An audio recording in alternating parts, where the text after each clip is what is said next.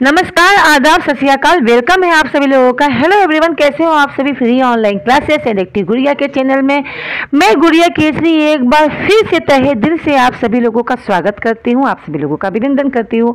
Guys, ये जो class लगी है ये आपकी इंग्लिश की क्लास है। किसकी क्लास है? तो ये आपकी इंग्लिश की क्लास है और इंग्लिश क्लास में हम पढ़ रहे हैं प्रेजेंट इंडेफिनिट, है ना। प्रेजेंट इंडेफिनिट में जो हम पढ़ रहे हैं वो आपका स्पोकन नहीं बल्कि ग्रामर की तरफ चल रहे थे।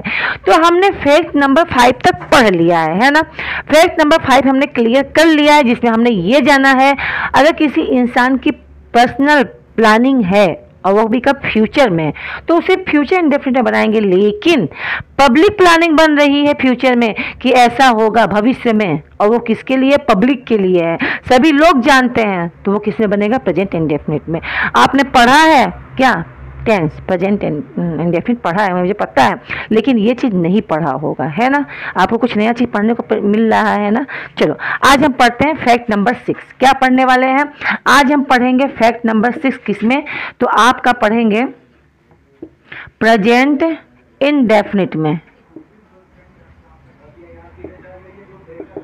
प्रेजेंट इंडेफिनिट में हम पढ़ेंगे फैक्ट नंबर 6, ठीक है। फैक्ट नंबर 6 पढ़ने वाले हैं। अब हम इसमें क्या पढ़ेंगे? तो इसमें हम पढ़ने वाले हैं आपका यूज ऑफ WH वर्ड, ठीक है। आज हम पढ़ेंगे यूज ऑफ WH वर्ड।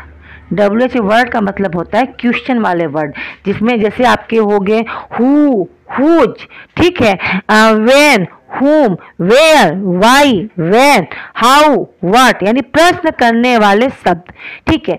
और ये जो WH की फैमिली होती है ना, ये 2 प्रकार की होती है। एक तो आपका who, ठीक है, where, जैसे आपके हो गया who, what, where, when, ठीक है, ये सब वर्ड हो गए। इसके अलावा कुछ आपका जैसे आपके कुछ WH के वर्ड हैं और वो यूज किए जाते हैं किसके साथ? प्रीपोजिशन के साथ। ये वाले आपको पता है कि नहीं? सॉरी, प्रीपोजिशन, ठीक है। कुछ WH की फैमिली प्रीपोजिशन नहीं पता होगा आपको, फिर मैं बता दूं, जैसे फॉर हो गया, विथ हो गया, फ्रॉम हो गया, ठीक है, इन द, ऑन द, ये सब वर्ड होते हैं जो किसी न किसी से रिलेट होते हैं। अभी जब मैं पार्ट ऑफ स्पीच पढ़ाऊंगी तो ये सब क्लियर करूंगी, ठीक है। फिलहाल जान लो इतना। तो कुछ वर्ड ऐसे भी होते हैं जो प्रीपोजिशन के साथ यूज होते हैं। तो सबसे पहले हम WH की फैमिली वाले कुछ क्वेश्चन पढ़ लेते हैं। इसका रूल्स क्या होता है सबसे पहले ये जान लो। प्रेजेंट इंडेफिनिट में WH की फैमिली की बात की जाए तो रूल्स ये कहता है आपसे कि रूल्स ये है कि सबसे पहले जब WH की फैमिली वाला क्वेश्चन करेंगे, प्रश्न वाले क्वेश्चन, जब प्रश्न बीच में पूछे जाएंगे तो सबसे पहले रहेगा WH वर्ड, ठीक है। WH प्लस आपका रहेगा आपका हेल्पिंग वर्ड, WH नहीं WH वर्ड लिख दूँ तो समझ में आएगा आपको, है ना। WH वर्ड, फिर आपकी रहेगी हेल्पिंग वर्ब, ठीक है। हेल्पिंग वर्ब पता है ना क्या? हेल्पिंग वर्ब या तो डू होगा या तो डज होगा, ठीक है। इसके बाद आपका होगा सब्जेक्ट, फिर आपका होगा V1 और फिर आपका होगा ऑब्जेक्ट, ठीक है। ये है आपका रूल्स, ठीक है। ये क्लियर है? अब देखो, अब इसके आधार पे क्वेश्चन बनेंगे आपके। जैसे अब मैं कुछ सेंटेंस बता रही हूँ, उसे ध्यान से देखना आप। आई होप क्लियर हो रहा होगा। जैसे मैंने आपसे पूछा कि आप अंग्रेजी कहाँ बोलते हो, जैसे मैंने आपसे पूछा, फिलहाल हिंदी नहीं पढ़ना चाहती थी मैं, फिर भी आप समझो, ठीक है। जैसे मैंने कहा आप अंग्रेजी कहाँ बोलते हो। अब देखो ये सेंटेंस कैसा है? तो इंट्रोगेटिव सेंटेंस है, WH वाली फैमिली, क्योंकि प्रश्न पूछ रहा है। सबसे पहले किसे लिखेंगे? इस WH का वर्ड लिखेंगे जो क्वेश्चन पूछ रहा है, यानी वेयर, ठीक है। हेल्पिंग वर्ब क्या है? आप, यानी तुम, यू के साथ क्या होगा? डू का यूज होगा। वेयर डू सब्जेक्ट हो जाएगा यू। वेयर डू यू क्या बोलते हो? Speak. Where do you speak, ठीक है। वेयर डू यू स्पीक, आप कहाँ बोलते हो? क्या बोलते हो? अंग्रेजी, तो हो जाएगा English. Where do you speak English. Clear है, where do you speak English. ठीक है, तो इसमें जो आपका वेयर है ये क्या है, WH वर्ड है, डू क्या है आपका हेल्पिंग वर्ब है, यू क्या है आपका सब्जेक्ट है, स्पीक क्या है आपका V1 है, और इंग्लिश क्या है आपका ऑब्जेक्ट है। क्लियर है, आई होप इतना चीज तो क्लियर हो ही गया है ना, हो गया, क्लियर है। आप अंग्रेजी कहाँ बोलते हो, where do you speak English. अगर आपसे यही चीज पूछा जाता है कि आप अंग्रेजी क्यों बोलते हो, अब मैं थोड़ा सा चेंज कर दिया, अब कहाँ को लिख दिया मैंने, क्यों, क्या लिखा मैंने, क्यों, कि आप अंग्रेजी क्यों बोलते हो। अब मैंने यहाँ क्या लिखा, क्यों, तो क्या हो जाएगा, why do you speak English. क्या हो जाएगा, why do you speak English, आप अंग्रेजी क्यों बोलते हो। फिर मैंने पूछा आपसे कि आप, ये हो गया, 2 क्वेश्चन बन गए। अब एक ही में देखो कितने सारे क्वेश्चन बन सकते हैं। आप अंग्रेजी, पहला क्या था, आप अंग्रेजी कहाँ बोलते हो, where do you speak English, यही हुआ। फिर मैंने पूछा आप अंग्रेजी क्यों बोलते हो, why do you speak English. अब मैंने तीसरा पूछा आपसे कि आप अंग्रेजी कैसे बोलते हो। अब मैंने क्यों नहीं पूछा, अब मैंने आपसे पूछा है कि आप अंग्रेजी कैसे बोलते हो। क्या दिया मैंने, कैसे। अब मैंने आपसे क्या पूछा, आप अंग्रेजी कैसे बोलते हो, तो आप क्या बोलोगे, how do you speak English, कि आप अंग्रेजी कैसे बोलते हो। क्लियर है, आई होप इतना चीज तो क्लियर हो गया होगा, है ना, how do you speak English. अब हम इस तरीके से बहुत सारे क्वेश्चन बोलेंगे। आप इसी तरह बोल सकते हो कि आप खाना कहाँ बनाते हो, आप खाना क्यों बनाते हो, आप खाना कैसे बनाते हो। ठीक है, आप गाना क्यों गाते हो, आप गाना कैसे गाते हो, आप गाना कहाँ गाते हो, आप कहाँ पर रोते हो, आप कहाँ पर हंसते हो। तो इस तरीके से आप बहुत सा सेंटेंस बना सकते हो। आई होप इसमें मैं टाइम वेस्ट नहीं कर रही हूँ। अब हम चलते हैं थोड़ा सा आगे, WH की फैमिली से मिलेंगे, लेकिन जिसके साथ क्या लगा होगा, प्रीपोजिशन। ठीक है, अब मैं इसे हटा रही हूँ। इसी WH की फैमिली वाला हम क्वेश्चन पढ़ेंगे, लेकिन क्या रहेगा, वो किससे रिलेटेड होगा, WH की जो वर्ड होगा, जो WH का वर्ड होगा वो आपका किससे रिलेट होगा, प्रीपोजिशन से, प्रीपोजिशन। ठीक है, किससे रिलेट होगा, प्रीपोजिशन से। ठीक है, जैसे मैंने कहा पे कुछ चीज जान लो, जैसे कभी लिखते हैं हमें किसी से कहना है किस लिए। ठीक है, हमें किसी से कहना है किस लिए, क्या कहना है, आपको कहना है किसी से किस लिए, तो हम इसके लिए यूज करेंगे फॉर व्हाट। ठीक है, ये व्हाट क्या है, WH की फैमिली है, लेकिन इसमें फॉर लग गया है प्रीपोजिशन।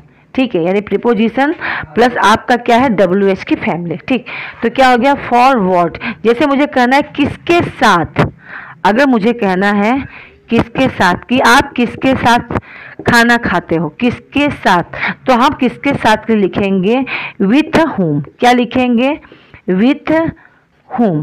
जैसे मुझे बोलना है कहाँ से, बोलते हैं ना कि आप कहाँ से हो, है ना, कहाँ से के लिए होगा from where, from where. Clear है, ठीक है, क्लियर है ना। आ जाओ, अब मैं कुछ सेंटेंस बोलती हूँ। जैसे मैंने कहा कि आप कहाँ से हो। ठीक है, अब मैंने आपसे पूछा कि आप कहाँ से हो, एक सेंटेंस लिख रही हूँ मैं कि आप कहाँ से हो। ठीक है, क्या मैंने कहा, मैंने कहा आप कहाँ से हो। ठीक, अब इसे बनाने के 2 तरीके हैं। आप चाहे तो जैसे कि कहाँ से हो, सबसे पहले इसी की स्पेलिंग बनेगी, भाई जब प्रश्न पूछ रहा है तो। और कहाँ से की स्पेलिंग क्या होती है, फ्रॉम वेयर। तो आप ऐसे लिख सकते हो, फ्रॉम वेयर आर यू, कि आप कहाँ से हो। भाई आप कहाँ से हो, ये आपका क्या है, क्यों प्रेजेंट टेंस है, simple present tense, where are you. ठीक है, आप कहाँ हो तो ये तो होता है वेयर आर यू, लेकिन आप कहाँ से हो तो फ्रॉम वेयर आर यू। ठीक है, इसे बनाने का दूसरा भी तरीका, ये पहला तरीका है। दूसरा तरीका आप इस तरह से कह सकते हो, वेयर आर यू फ्रॉम। ये दोनों तरीका बिल्कुल सही है। ठीक है, ये दोनों तरीका बिल्कुल सही है। आप कहाँ से हो, फ्रॉम वेयर आर यू या वेयर आर यू फ्रॉम। ठीक है, आप इस तरीके से, दोनों तरीके से आप इसे बना सकते हो। ठीक है, अब देखो और भी क्वेश्चन है। जैसे मैंने कहा कि आप किसके साथ खाना खाते हो। देखो ये तो सिंपल सेंटेंस है। ठीक है, मैंने आपसे पूछा, जैसे मैंने आपसे पूछा, आई होप आपने इसे उतार लिया होगा, है ना, लिख लिया भी होगा। नहीं लिखा है तो आराम से दूसरी बार क्लास समझ लो पहले, उसके बाद आप आराम से लिख लेना। जैसे मैंने लिखा आप किसके साथ खाना खाते हो, मैंने कहा आप किसके साथ खाना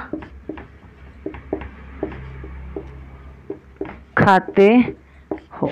जैसे मैंने कहा आप किसके साथ खाना खाते हो। ठीक है, रूल्स वही होगा। ठीक है, जो था रूल्स क्या था, WH वर्ड मतलब वो लिखेंगे, फिर हेल्पिंग वर्ब, फिर सब्जेक्ट, फिर आपका V1 और फिर ऑब्जेक्ट। सबसे पहले क्या रहेगा, किसके साथ। ठीक है, तो पहले हो जाएगा with home, with home, with home क्या, फिर हो जाएगा आपका हेल्पिंग वर्ब डू, क्योंकि आप हैं, तुम के साथ डू लगेगा। ठीक है, बहुवचन है। विथ होम डू यू क्या करते हो, खाना खाते हो, इट फूड, इट फूड। ये तो रूल सही है ना। अब दूसरा रूल्स देखो, दूसरा रूल्स ऐसे भी कर सकते हो, home do you it food, फिर क्या हो जाएगा विथ। ये भी सही है, चाहे आप वैसे कर लो चाहे आप ऐसे कर लो। ठीक है, वो भी सही है और ये भी सही है। क्लियर है गाइस, चलो आई होप क्लियर होगा, है ना, क्लियर है ना। ये दोनों रूल्स बिल्कुल सही हैं। चाहे तो आप प्रीपोजिशन शुरू में भी लगा सकते हो, प्रीपोजिशन बाद में भी लगा सकते हो। क्लियर है, क्यों भाई, चलो इतना आपको समझ में आ गया है। अब थोड़ा सा मैं कॉमन एरर वाले जो क्वेश्चन होते हैं 2 क्वेश्चन करवा दूँ, है ना। अब देख लो, पेपर वगैरह में, SSC के, CGL के पेपर में, बैंक वगैरह के पेपर में क्वेश्चन किस तरीके से पूछे जाएंगे प्रेजेंट इंडेफिनिट के।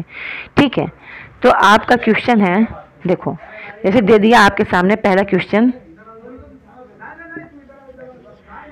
वेयर यू LEARN लर्न, फिर ऑब्लिक दे दिया, फिर यहाँ दिया इंग्लिश, फिर यहाँ दे दिया विथ। ठीक है, फिर यहाँ दे दिया योर,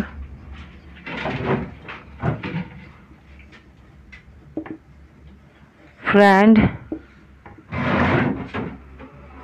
एवरी डे, और फिर दे दिया एनी। बताओ कहाँ गलती है, ये पहला है, ये दूसरा है, ये तीसरा है और ये चौथा है। बताओ भाई गलती कहाँ दिखाई दे रही है आपको, कहीं गलती दिखाई दे रही है क्या, बताओ क्वेश्चन में कहीं गलती है, गलती कहाँ है, फर्स्ट में, सेकंड में, थर्ड में या फोर्थ में, बताओ आपकी नज़र में कहाँ से है।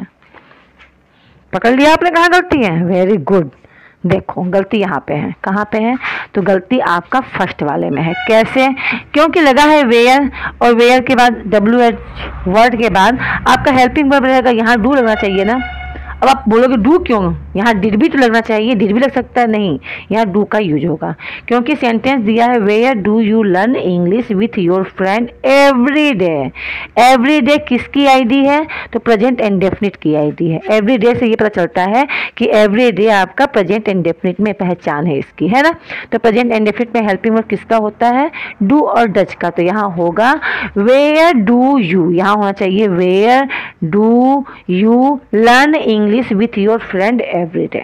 ठीक है, क्लियर है कहाँ गलती है। चलो एक क्वेश्चन और देखो, मात्र एक क्वेश्चन और देखो,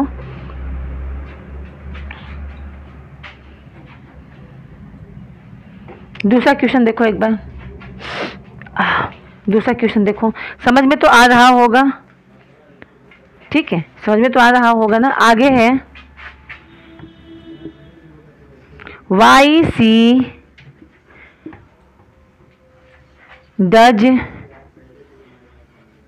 इट फूड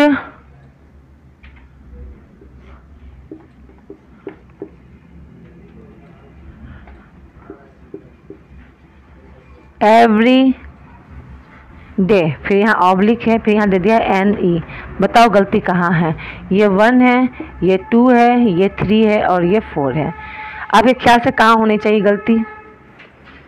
क्यों भाई, गलती कहाँ है? अब मैं बता रही हूँ ना, आई होप बिल्कुल सही जा रहे हो। हाँ हाँ, आप जहाँ जा रहे हो ना, दिमाग जहाँ जा रहा है बिल्कुल सही है। देखो भाई, सही आप बता रहे हो। इसका आंसर होगा गलती 1 में है, क्योंकि वाई के बाद जो डज लगा है, ये डज यहाँ नहीं, यहाँ होना चाहिए, है ना। वाई के बाद डज होगा, why does see it food every day.